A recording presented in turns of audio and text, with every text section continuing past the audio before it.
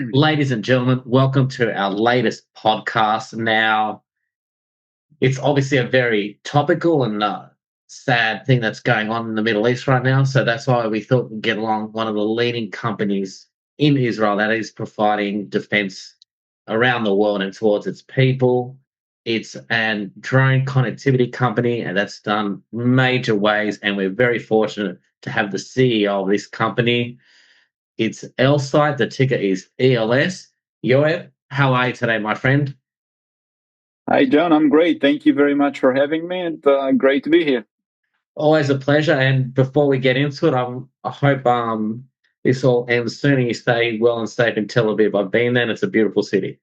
It is a beautiful city. We are going through some tough times now, but we are all okay. We will be okay, and hopefully we'll end up soon for all sides. Happy to hear. So we all hope for the same. Hope for the same. Now, getting back to business on Elsight. Elsight's Halo platform is earning a great reputation as being a mission critical connectivity device. What sets your technology apart from traditional communication systems?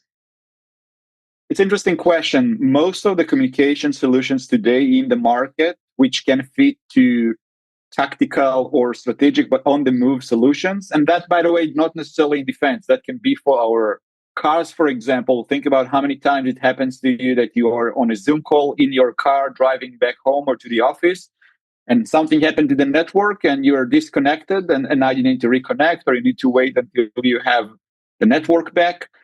Our solution is different in a way that we're saying, or our approach or statement is that there is no single infrastructure that is good enough to support all the communication needs. So what we have done, we build an abstract layer, you can call it a logic layer, a software layer on top of all the available physical layers, which are there are a lot of them from cellular. Think about the Telstra and Optus of the world. Think about private LTE and 5G networks, satellite network like Starlink or Iridium or Viasat that probably a lot of our listeners are aware of.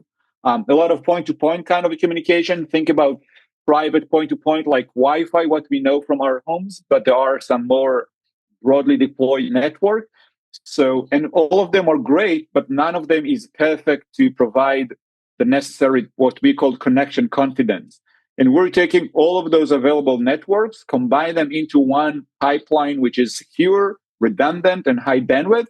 And that's what set us apart. And we're doing it in a super small device, which sits on the edge with our software in the edge and our software in the back, in the data center, in the cloud, which complete the whole solution of providing this connection confidence. So that's what set us apart from the rest of the industry.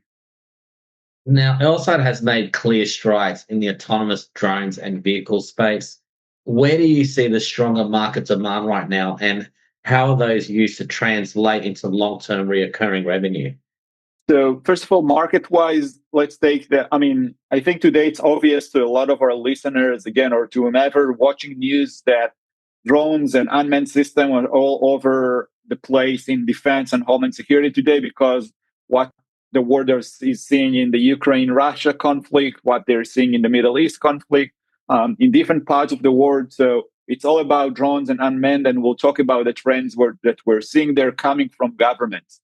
But I think it all started, funny or not, it all started from commercial application, which a lot of companies have developed a lot of commercial off-the-shelf solutions for drone deliveries for Walmart's retail, for example, clients, for example, or inspection for grid lines and power lines to replace the full-size helicopter, which costs fortune, or doing precision agriculture or private and public security. Think about police forces and fire departments who want to get better situational awareness based on video feeds that they're getting from the field.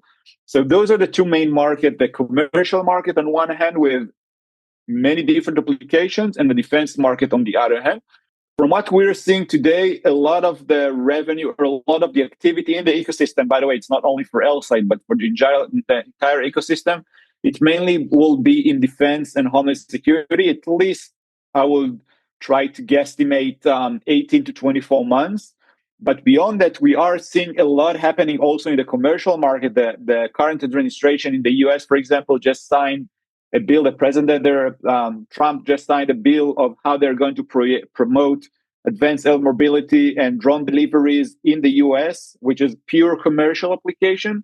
So while we're seeing the current inflection point currently happening in the defense market, we are going to see the same in commercial market. And from our analysis, that will be even massive than what we're seeing today in the defense.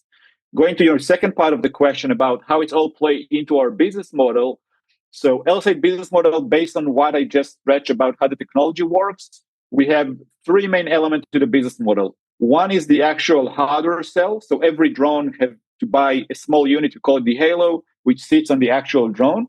Then they have the software element, which sits either in their data centers or our cloud infrastructure, which they will pay for it the recurrent, as long as they want to use those drones, ground robots, boats, whatever they want to operate there, they will have to keep and pay for per device to have the service.